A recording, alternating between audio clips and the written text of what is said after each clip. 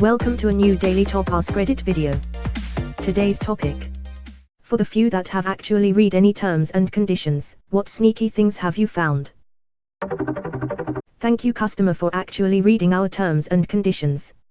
Send us an email with the following content and we will send you a free box of chocolates. They did indeed send chocolate. Ctrl+F reading on every terms and conditions now. Or other keywords. Result 1 of 1219. 300 IQ. Seriously. What company was this? Lid.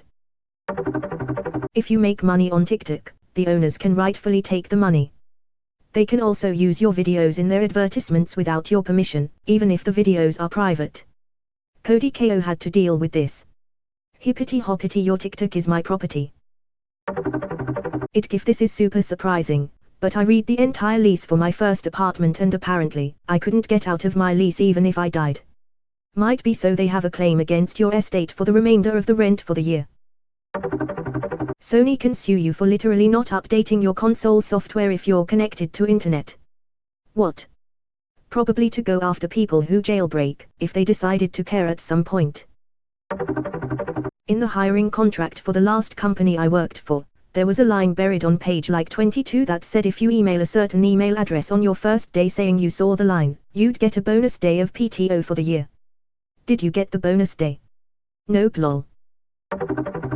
GameStatio once made an immortal soul clause on April Fool's Day, to prove that no one actually reads the terms and conditions. It read, by placing an order via this website on the first day of the fourth month of the year 2010 Anno Domini, you agree to grant us a non-transferable option to claim, for now and forevermore, your immortal soul. The devil's in the details. Joke's on them, I already sold my soul. I don't have a story myself, but I found this article about a man who won a $1,000 giveaway that was hidden in the EULA of an app. The 3,000 people who installed the program before him didn't bother to read it. Whoa, that's awesome. I'm almost tempted to read EULAs now. This reminds me of a professor I had years ago. She was as sweet as pie. She assigned us a reading and somewhere within the several pages of reading, she added a line saying to email her for a prize. But what was the prize? Don't leave US Haggy.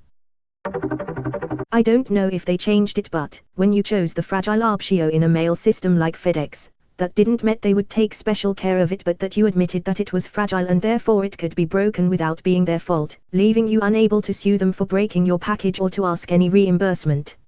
And of course, if you don't mark it as fragile and it breaks, it's still your fault for not letting them know that they should take extra care of it.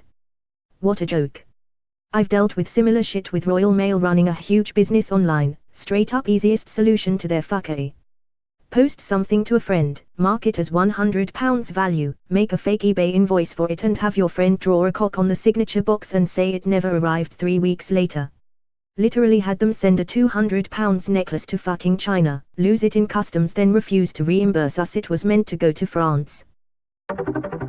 A while ago, 2011. There was a scam work from home service widely advertised all over Facebook and other places, promising enormous paychecks and a free trial. It was an opt-out subscription service as you might expect. Curious as to how the scam worked, I looked at their T&Cs. There was a clause in there requiring you to pay $10,000 in compensation to the company if you filed a chargeback against their fees. Whilst that would never stand up in court, dealing with debt collectors who might conveniently offer to settle for a mere $3,000 would be all sorts of hell. Try boom. Boom boom, baby. Scams of this form make me more mad when I realize they would never work on wealthy people, and are designed to prey on people with fewer resources. Even if they made one that wasn't specifically targeting people who are short on cash, the wealthy have so many more resources to protect their wealth. Obviously scams like this just shouldn't exist. But it's not a fun realizatio to see that people who want to make money are much better off targeting the poor and have very little to gain by targeting those who actually have money. On Amazon, anytime they want they can take away from me the books that I've bought on Kindle Store. It's the same with Steam games, but I hope that everyone who uses Steam was already aware of this. Edit: since this is gaining traction, here's the specific line: the content and services are licensed, not sold. Your license confers no title or ownership in the content and services. This line isn't in the agreement to bully people because that would cost them their platform really quickly. It's in there in case they shut down or decide to ban you. But it's still in there. You don't own your Steam library. I can't get into my old account because my Yahoo address was compromised and I don't know what my debit card number from 2006 was. By the time I thought to get it from the bank, they didn't have a record with it either.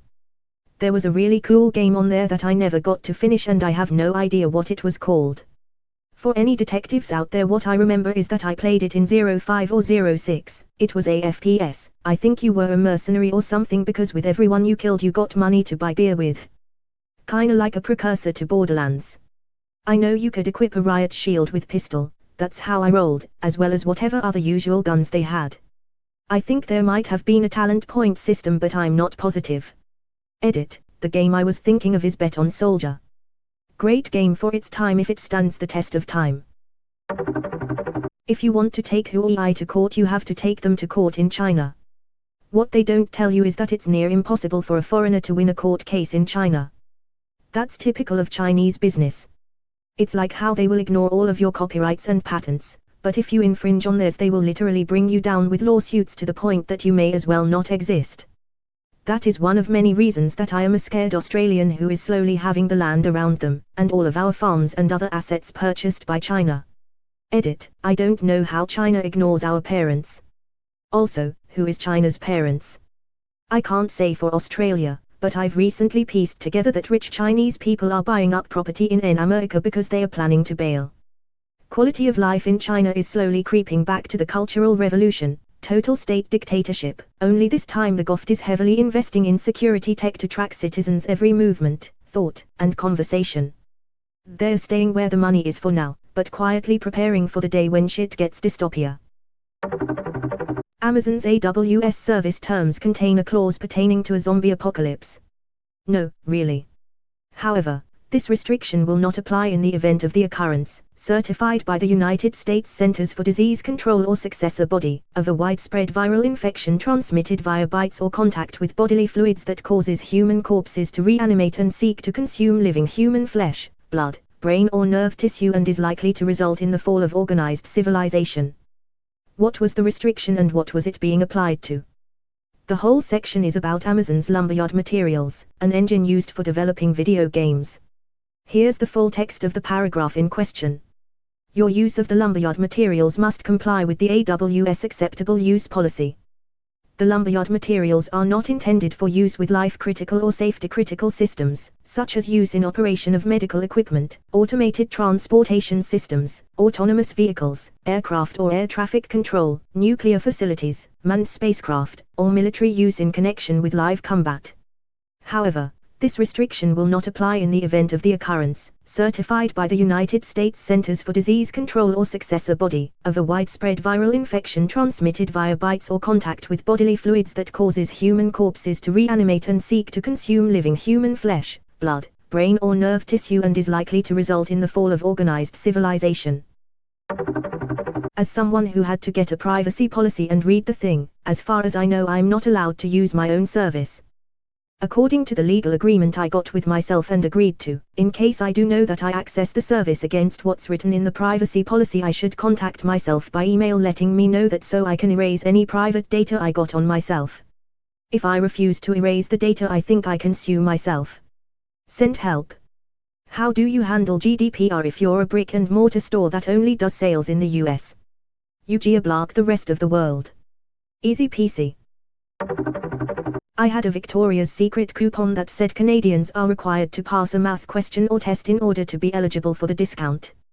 I think I still have it at my desk. My job in part is writing terms and conditions, agreements, and disclosures for the bank I work at, so I actually do read a lot of T&Cs in homage to the amount of time my colleagues in the field put into writing 18 pages of shit no one but examiners read.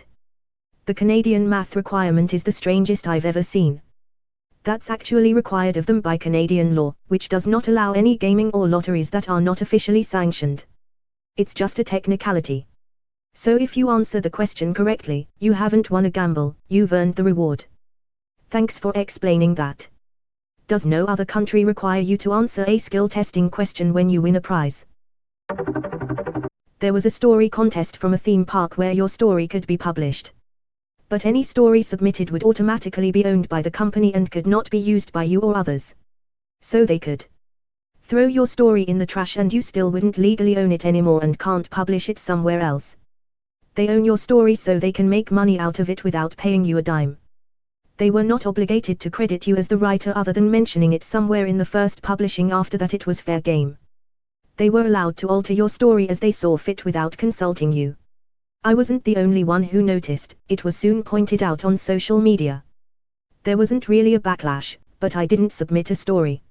A guy from a webzine tried to get me to write review for him with a deal similar to that, all while saying that his Patreon was going strong and that he would maybe be able to pay writers within a year.